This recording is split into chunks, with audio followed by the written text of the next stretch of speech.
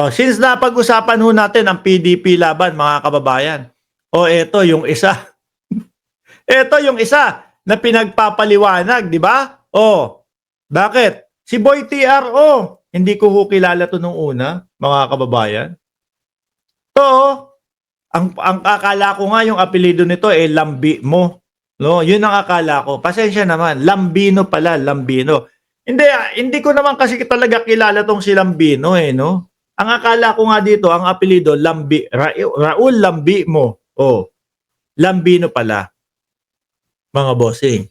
Si Boy TRO, kasama, sino ba kasama nito? Ni Boy TRO, dalawa sila. Di ba? Pinagpapaliwanag, mga bossing. Dahil sila, may pinakalat na ang Supreme Court daw ho ay may lilabas ng temporary restraining order, mga bossing. Wala namang katotohanan.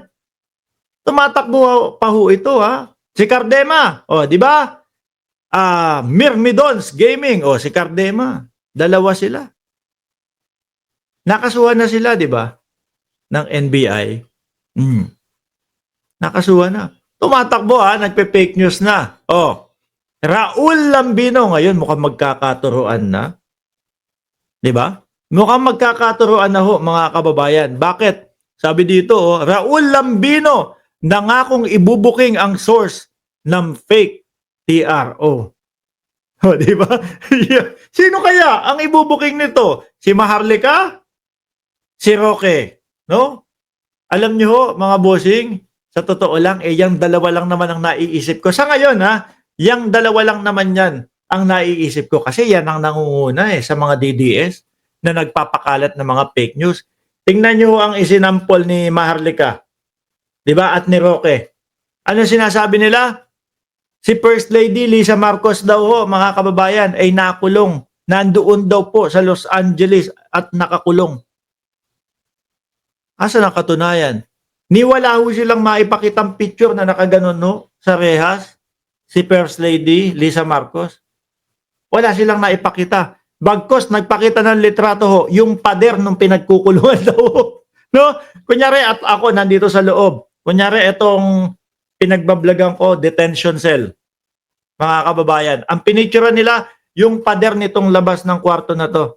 Nandiyan po nakakulong si First Lady Lisa Marcos. Ano yung nakita namin ngayon? No? Ano yung nakita namin na umattend sa burol ni Nora Honor?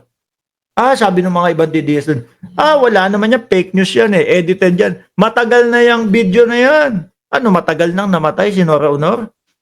Last year pa namatay si Nora Honor? Di ba? Bakit usong-uso dyan sa mga DDS yung fake news? Eto, para maisalba si dating Pangulong Duterte. Nagpakalat sila na meron na daw lumabas na temporary restraining order sa dating Pangulo. Yung totoo, wala naman pala. Ano po, Raul Lambino, nangakong ibubuking ang source ng fake TRO. Ibuking mo na, ilabas mo na. No? Sabi dito, ilalagay ko sa aking sagot. Sana maipublic, no? Maipakita sa atin, no? Kung sino man yun. Ilalagay ko sa aking sagot kung saan nanggaling yung information na yan.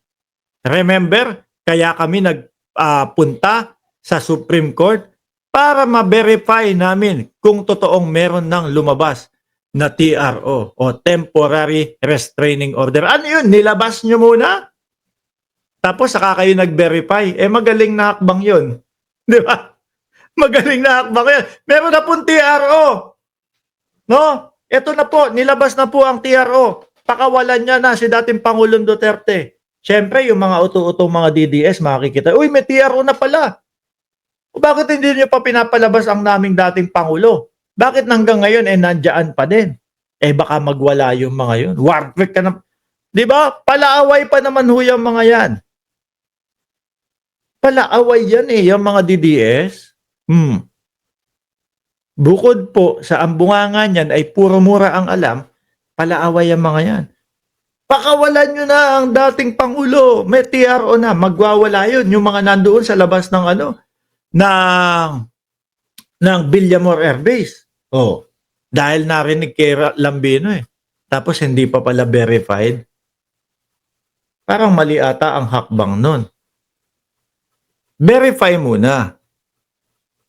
'Di ba mga kababayan? I-verify muna natin, mga bossing, at pagkatapos, saka ilabas kapag totoo. Sabi ni Elizalde Gallardo, magkano ang bayad sa iyo ang daldal mo? Ano ba yan? Pangatlo na to. Pangatlo na yung topic natin. Tapos hanggang ngayon, hindi man lang kayo makapag-debunk, hindi man lang kayo makapagsabi na, mali ang sinasabi mo, Mark Ramos, hindi totoo yung sinasabi mo. Ganito ang totoo. Hindi nyo ma-debunk. Ang paulit-ulit nyong sinasabi, ano yun? Ba't may sombrero ako dun? Ang ganda ng sombrero na yun. Ang paulit-ulit na sinasabi ho, mga kababayan, ng mga DDS, bayaran ka kasi. No? Addict ka kasi. Oh. Ginger cat. Pero doon mismo sa ating pinag-uusapan, wala silang masabi. Wala silang masagot. Oh, paano yun, mga DDS? Bakit ho ganon, mga kababayan? Kasi nga, yung mga iniidolo at sinusuportahan nila, hanggang ngayon po ay umiiwas na sagutin yung mga katanungan ng taong bayan. Di ba, Ma'am Mabel Roaquin? Yan lang, paulit-ulit lang. Bayaran ka, addict ka, ganito, ganyan. Kasi yung ipanglalaban nila sa sinasabi natin, wala. Yung Vice Presidente nga hindi mapaliwanag hanggang ngayon eh. Confidential funds eh. Di ba? Hanggang ngayon eh wala pa din. Naku, Lambino. Makakaapekto to sa kandidatura mo. Hindi ko pa naman nakikita na makaangat-angat man lang sa pan-30 yung pangalan mo. Tapos mapapakalat pa ganito. Nagpakalat ng fake na TRO. Baka yung kung ano man ang position mo doon sa mga survey, baka umabot yun. No, baka mag-10 pa yun, bumaba pa yun. Lalong mapunta, pang 50 yung pangalan nitong si Lambino, mga kababayan. Iwanan na ho natin yan, mga bossing. Dakuin ho natin. Sino gusto nyo? Si Roque muna? Ay hindi, itong mga vlogger muna. Ito dahil mga kapapakalat ng mga peking impormasyon, mga peking balita, ayan, mukhang may nakasuhan na naman. Balita po sa ABS-CBN News, mga kababayan.